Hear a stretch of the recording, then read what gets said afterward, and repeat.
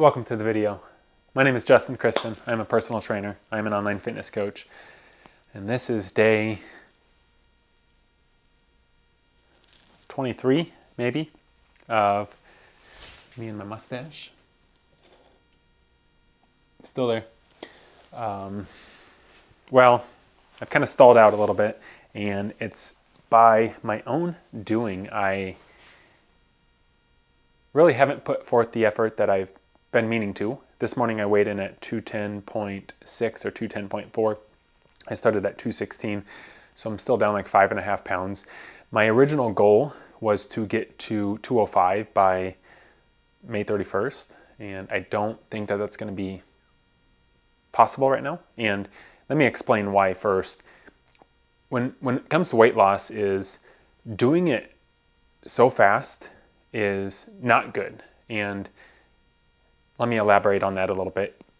The reason that you don't want to lose weight fast is because, for me, the goal is not the number. The goal is a feeling. The goal is to have successful habits. The goal is to show myself and to allow myself to create a lifestyle that I know that I can sustain. And I know for some of you out there who maybe want to lose weight and have quite a bit to lose, it's sexy to want to do it in a short amount of period of time. Because if you have 30 to 50 pounds to lose, of course, doing it in a month is what I would want to do. I remember when I was at 270, I never thought that it would take years and years to get where I am, but I'm darn glad that I started when I did. And I think I lost 30-ish pounds in 3 months, so about 10 pounds per month. And I'm not saying that I absolutely don't recommend that, because we need to have some sort of positive feedback that allows us to keep going, because that's the number one thing. Is you have to be able to sustain it, and you have to get those positive feedback feelings, and you have to get those dopamine hits throughout your journey so you can continue on with it. And when it comes to losing weight fast, and if I choose to do, lose this weight in the next, 7 days. If I choose to try to lose that 5 pounds in a week, it's me short selling myself, and it's me, I guess, let me give an analogy. If I'm trying to just make money, I will do anything and everything to just make money. That undercuts my morals, and it makes me then, maybe instead of as a personal trainer, as a fitness coach, if I want to just make money, maybe I'll start just trying to sell people, even though I know that it's not going to help them. So then it undercuts, and it makes me feel worse inside about myself, because if the main goal is money, then I start doing things that I start taking shortcuts to get there. So same thing with weight loss. If my goal is to just get to 205 and it's just strictly the number, then I would just water fast for the next 3 days, and I would hit that number. But then I know that it's not a true 205. It's not the feeling that I'm after. The feeling that I'm after is to hit a number, to feel accomplished, and to know that I did it right, and to know that I did it right by myself. And maybe you can relate to that. Is if you have that 10 pounds to lose. I have many clients that come in and say, I have a trip coming up in a month and I want to lose 15 pounds. And it doesn't shock me anymore, but my initial thought is, why? Because it's so short-minded, it's so short vision that you want to do this weight loss for this trip. Okay, then let's say you go on this trip and you have fun, you enjoy yourself, and you eat all of this food, and you have all these drinks, and you experience it, which you should. Then what happens when you gain that 15 pounds back? Then what? When you come back, are you going to be happy with yourself? Or was the goal to just look a certain way for a trip? And for some people, yeah, that's okay. It's okay to look that way for a trip.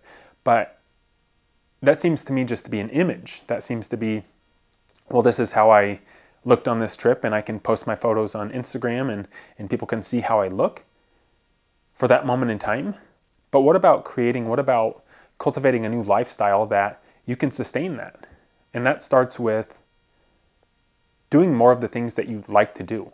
So if you're trying to lose that 15 pounds in a month, do you think it's sustainable to just have chicken, rice, and broccoli for the next 20 years of your life? Especially if you've been eating fast food and not cooking ever from home. What's the goal behind it?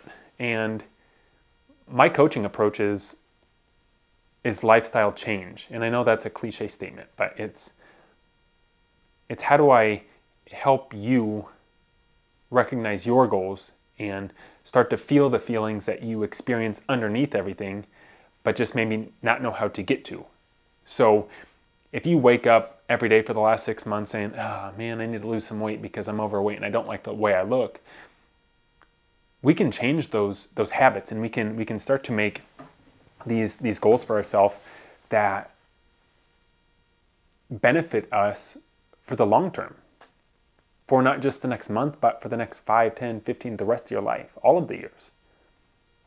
And I think that's the most rewarding part about my job is, even though it's not the quick, fast money getter, I'm trying to sell my clients on themselves. I'm trying to sell my clients on who they can be and who they want to be. And I want them to, in a weird way, get into their feelings. And it's a very hard thing to do because it's scary. It's scary to see our shortcomings. It's scary. It's easier to keep the boogeyman in the closet or keep him under the bed, because then we never have to address it. We know that it's always a potential of that boogeyman being there. But how do we do it to where we can set ourselves up for long-term success, and success that we can be proud of? So going back to that money analogy, if I'm just trying to get money, I will sell workout programs and I will do things that benefit people, and some people do want just a little guidance. But if you're working with me as like an online client, I'm not here to give you 1 month of success. I will work with you during that month, but I'm not going to give you 1 month and then just see you and never talk to you again. I'm invested in you because I want you to be invested in you. I want you to feel that change, because I think something for our personal trainers and fitness coaches is we realize that, especially people that have been in my position, is we realize that we have been able to make those changes within ourselves. So when we know that we can do it, we say, because honestly, I feel this way. I say, if I can do it, anybody can do it. And that's so dang true. And then I even branch that out to successful people in other domains. I say, if that person can do it, I can do it. Because I know that they've had to put in the work, and I know that they've had to make concessions and not force themselves, but challenge themselves to become where they are. And it takes a little hard work. It takes a little effort. And as a coach, as a person that's lost weight himself, as somebody that's transformed his body and realistically his mind, I've grown so much. I've lost so much body-wise, but I've grown so much mentally. And what I mean by that is I'm proud of who I am. And that's what I'm trying to help my clients with, is to be proud of who they are and not just get those quick hits. When I do in-person clients, I do like a monthly subscription type, to where it's 1, 2, 3, 4 times per week, and it's a monthly charge, because I'm not trying to get somebody just one session and then be done with them. I want somebody that can learn the tools and the habits to sustain what they're looking for. And it's a hard conversation to have, because we all want it now. But the hard truth is, unless you do something extreme or undercut your morals, it's not the right answer.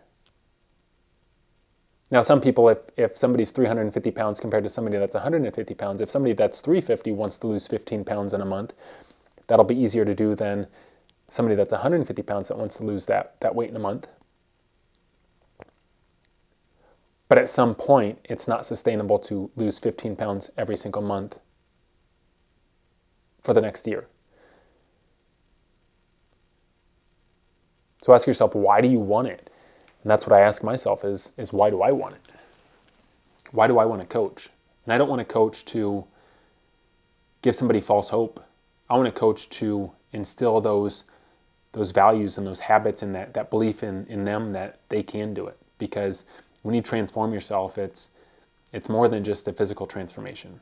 When you put in the time and the effort and the energy into yourself, into your lifestyle, it pays dividends in more ways than you can even imagine.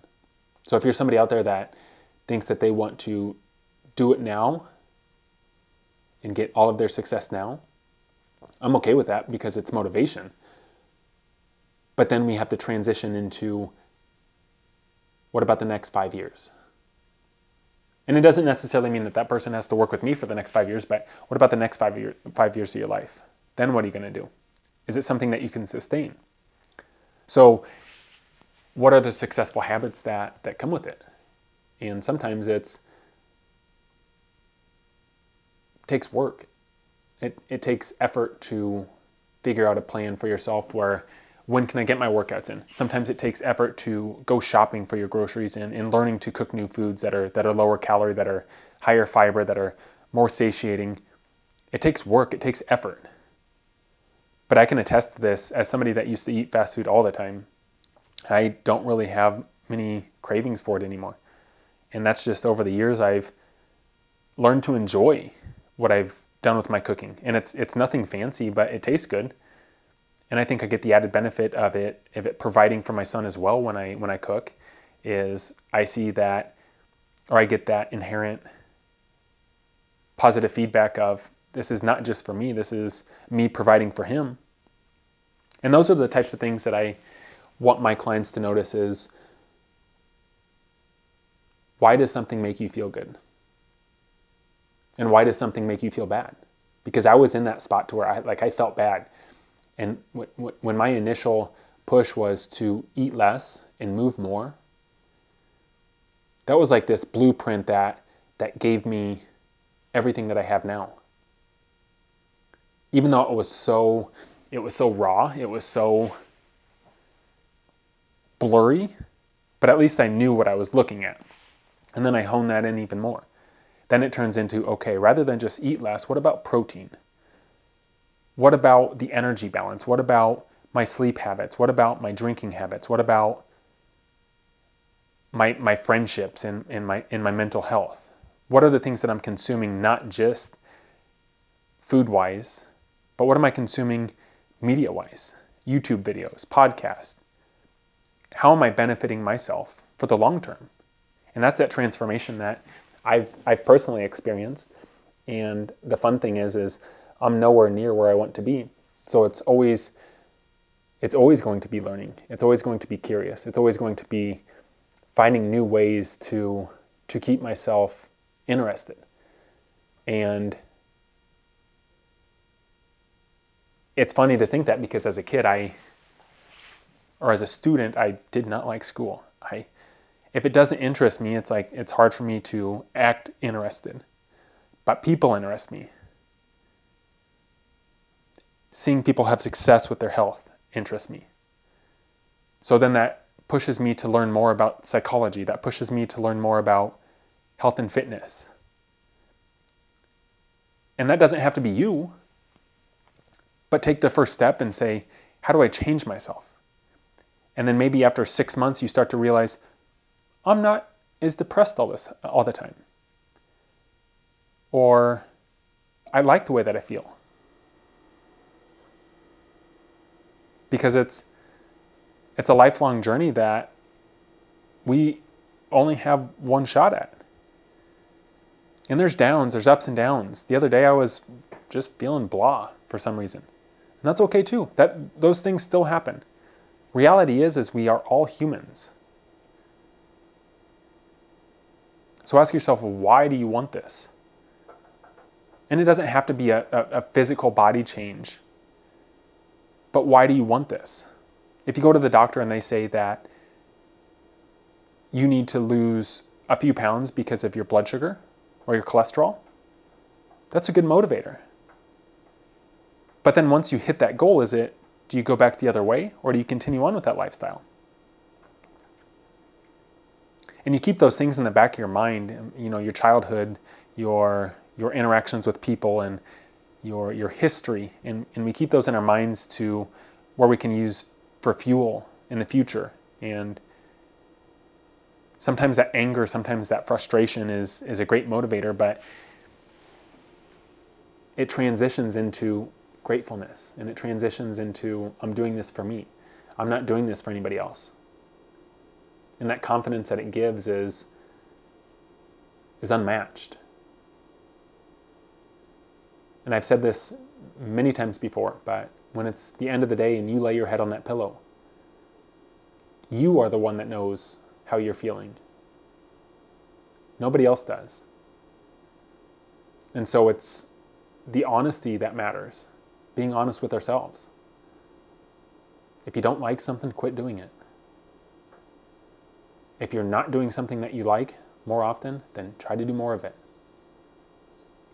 And I know it's hard at the beginning when it comes to like a fitness transformation, but try to look at yourself in the next 5 years, in the next 6 months even, and envision where you could be and get that excitement. Because that motivation isn't always there. But what is you. Future you is always sitting there waiting for you. So asking yourself, who is it that I want to be? And maybe along the way you lose some things. You lose the fast food. Maybe you lose a couple friends that have always been negative in your life. It's not an easy transformation. I've had this talk with basically all of my clients too, is you see who's there for you. And it's normal. When routines change, it's normal for people to say, what's going on, what's changing? I mean, I have a son that, you move some furniture and he might ask, why did you do that? And that's okay. That's curious. That's curiosity. It's not what he's used to. But you'll have friends that do that. And maybe in the beginning, somebody asks you, why are you working out? And it shouldn't be taboo to say, I'm working out for myself.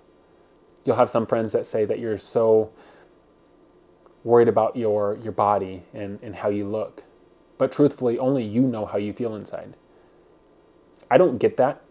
I don't get that pushback. Not anymore, at least. I know in the beginning I did have a little bit. I'd have people that would say that I've done enough. But that's not the goal. The goal wasn't to just do enough. The goal was to be a better person, to be happier, to be where I am now compared to where I was before. And I hope that I continue on that trajectory. I hope I continue on that path, because if I can make even half the progress that I've made over the last 5 years, and I'm not just talking body, I'm talking mentally. If I can challenge myself like I have over the last 5 years and continue to be curious and continue to fill myself with positivity. And I know that's a big buzzword right now, but gratefulness. I'm grateful to be able to cook. I'm grateful to be able to work out. Because I've also been in those spots where I haven't felt that way. And that feeling sucks. So we can be grateful that we have this opportunity to better ourselves. We have this opportunity to work out, to eat better, to challenge ourselves. And sometimes we fail. But failing only happens when you give up. So why is it that you want to do this? I'm still figuring out for myself. I have a darn good idea why I want to do it. But it's not just for the looks. It's not just for my son. It's not just for my health. It's for this feeling that I have. And that's that positive feedback loop. We get into this loop of getting these rewards, and I've been able to internalize mine. And that's what I want for my clients. That's what I want for you. That's what I want for everybody. And it might be a different path than mine. It might be a path of straight cardio or CrossFit or dancing or eating vegan. Everybody has their different ways. But my end goal is to get you to feel like I do now compared to what I did before. And I'm not saying that you are where I was before, but I'm saying to get from feeling here, which is a normal, to feeling maybe just a little bit better. That's where my happiness lies. And I want to show that to you. I want to show that to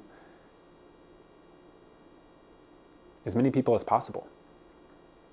Because when I look at somebody, we're all judgmental, but when I look at somebody, my first thought anymore isn't, what the heck are you doing? My first thought is, good for you. Somebody's outside mowing the lawn. And I think, good for you. I don't think, oh man, why are you doing that? Of course, it can be a hindrance sometimes if I'm trying to record a video and I can hear the mower outside, but maybe they're working for a job. Maybe they're just taking care of their lawn. Who knows, but the thing is maybe they're providing. Maybe they're providing for their kids by working the job, or maybe they're providing for their spouse by mowing their house lawn. And they want it to look nice because they know that their spouse feels better when the grass is cut. And so I know how I feel, and I know why I do things. And that's what I want for you. And we can all be a little bit more grateful and gracious and show that to other people, to tell somebody you love them, to just smile at somebody, to say hi, to do those small things that I probably didn't do when I was at my lowest.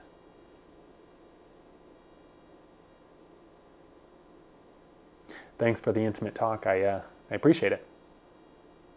And a shameless plug, if you need help, online coaching, fitness coaching, you can visit my website, www.fitasophical.com. You can send me an email, justin@fitasophical.com. You can comment on this. You can share this. You can send me a private message. You can just share with me your wins, anything. I love hearing it. I truly do. I love seeing people's progression.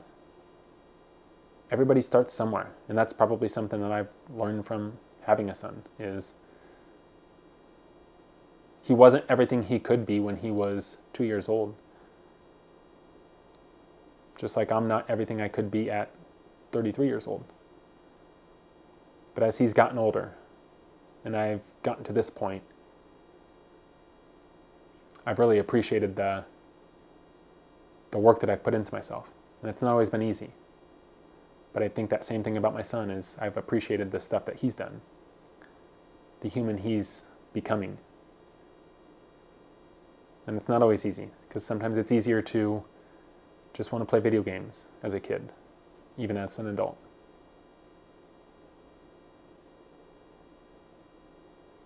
Thank you.